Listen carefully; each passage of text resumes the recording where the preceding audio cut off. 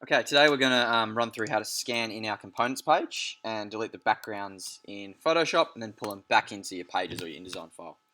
So the first thing you need to do is plug the scanner in and put your page inside the scanner face down on the glass. We can then go to Spotlight and open up Scanners and Printers.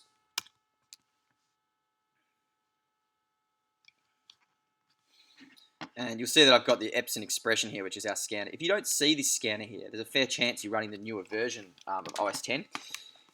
Or Mac OS as we call it now. So you need to go and hit this plus button down here. Select the Epson Expression out of this list here. So down there, click that one and then click on Add down here, and that will actually install it for you. Once you've installed it, or if you're previous to macOS Sierra, it should just be here. You can double click on this one and it will bring up the scanner control panel. And you'll get a window that looks like this. So it's just doing its preliminary scan here at a low resolution so that we can actually see what's on the machine. If your window doesn't actually look like mine does here, and looks like this guy here, all you need to do is click on this Show Details button, and that will bring up this window with the more advanced options. So once you've got your overview scan, it'll try and detect the areas that it's got on there with this box. If it looks like, if you have this detect separate items box on, you'll get all kinds of blue boxes going around everywhere.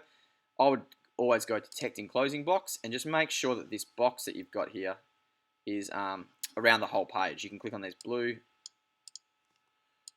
dots and you can change sizes and do all that kind of thing if it hasn't detected it properly. Make sure your resolution's on 300 dpi.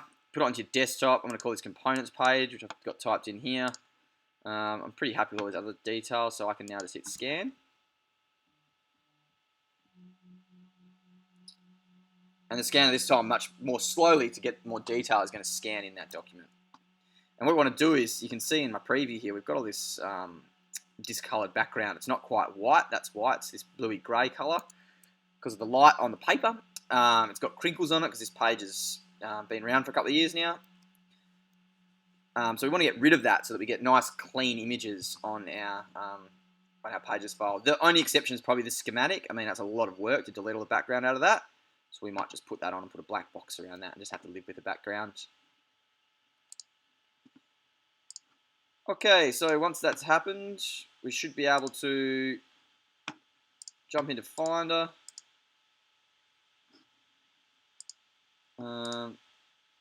Jump on the desktop, just waiting for that to finish putting that file in for us.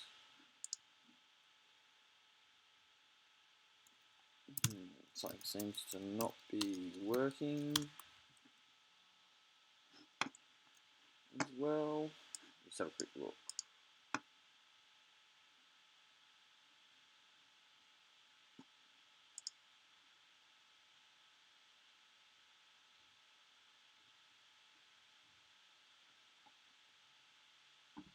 Okay, there we go. It's just taking a little while to process the file. Go to Finder, go to Desktop, and here now we've got this components page here. This one here at 3.8 meg. So if we right click on it, open with, and I'm going to pull that open into Photoshop. Now the first thing, it's on the wrong angle, so what we're going to do is we're going to go up to Image, Image Rotation, and I'm going to go 90 degrees clockwise. Okay, that's going to pull that one up like that. I'm going to zoom in.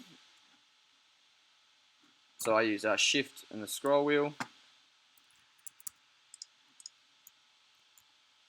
Sorry, Option scroll wheel. Or you can actually use the zoom tool, which is the magnifying glass over here. And I might pull in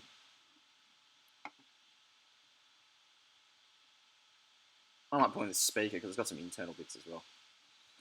The first thing I'm going to do is I'm going to just draw a box around this pretty loosely, like so. I'm going to grab that one. I'm going to go Command C to copy it. I'm going to go File, New.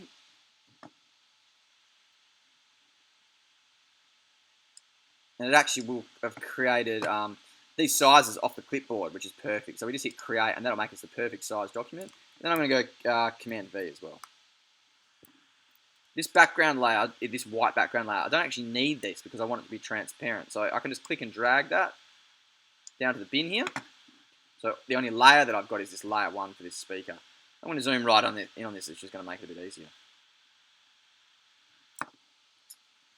I use the polygon lasso tool, which is this one over here, just below the running ants. Click that one. I'm going to click.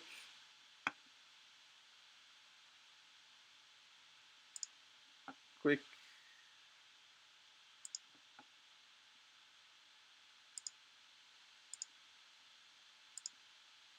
The speaker is probably the harder one to do because you've got quite a few curves and other bits to delete out.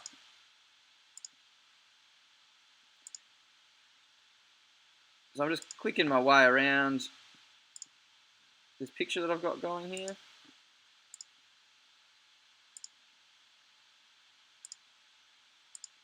Get it sort of as perfect as you can.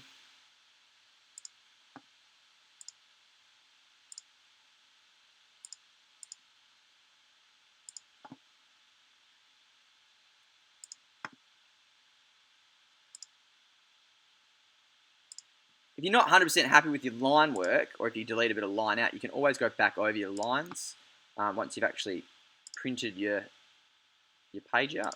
That's okay as well. And then when you get you'll see the lasso tool will change and that little circle will get there when you get back to the start, and you can click, and now you've got it selected. Now the problem is if I hit delete, it actually deletes the wrong piece out. So what we need to do is we need to inverse that selection, which is Command Shift I, or you can go up the top here and you can hit select inverse. Now if I hit delete, I've got rid of all that background. The other thing I want to do is I actually want these bits here are see-through, so I'm going to delete these out as well.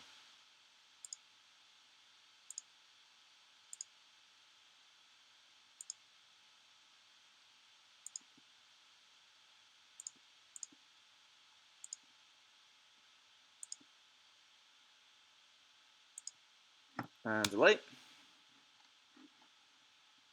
Now sometimes you will find, see if it was going to work for us. Sometimes you can actually use the magic wand and it will pick the bit that you want to delete out. But sometimes it doesn't work with drawings all the time. See, it's actually left some of these pixels here. So I'm going to go Command D to deselect, and it's left some of these pixels here. And you can even go back with the eraser here and actually get rid of some of those pixels and clean it up that way. Just depends on how well you've done your lines as to whether that magic wand's going to work, but sometimes it's worth a try. So I've got something now that I'm pretty happy with. Now, I know the background's transparent because it's got this pixelated checkerboard happening, which is good, but I need to keep that transparency. So that's where I'm going to go File, Save As, and I'm going to actually make this. I'm just going to go onto my desktop again, that's fine. I'm going to call this Speaker. You will probably have this into, I'll create a new folder called Components. So if you add a Components folder for this page in Dropbox, and then you can save each individual component. Don't save it as a PSD, a Photoshop file. Change this format down here to a PNG. And that PNG will keep. So I'm going to hit save. That's fine. Just go none, none. It's not for the web. That PNG will keep that transparency. So now if I go to my pages file, let's see if I've got it open still.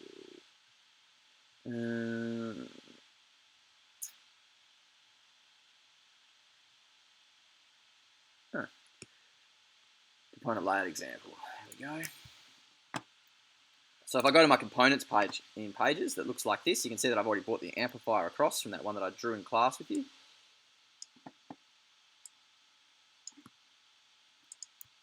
And this is exactly the same.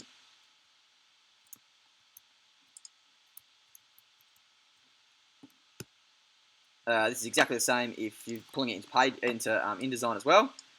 I can go to Desktop, I can go into Components, I've got this speaker, and I can just drag that one straight in. Like so.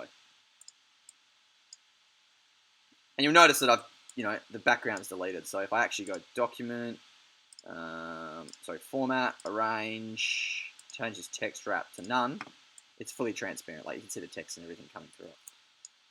This is always going to make your pages look a lot better and a lot cleaner and get rid of that that ugly blue background. Then I can place my speaker there, change my heading, and you can see on this one here, I'll just zoom in for you. This example is also on Sector. I've just got a sentence. This amplifier is used to boost the audio signal from the Bluetooth source. It matches the power rating of the speaker and it also has a very small footprint, making it suitable for this project. So I've just got a sentence about what it does and why it's suitable.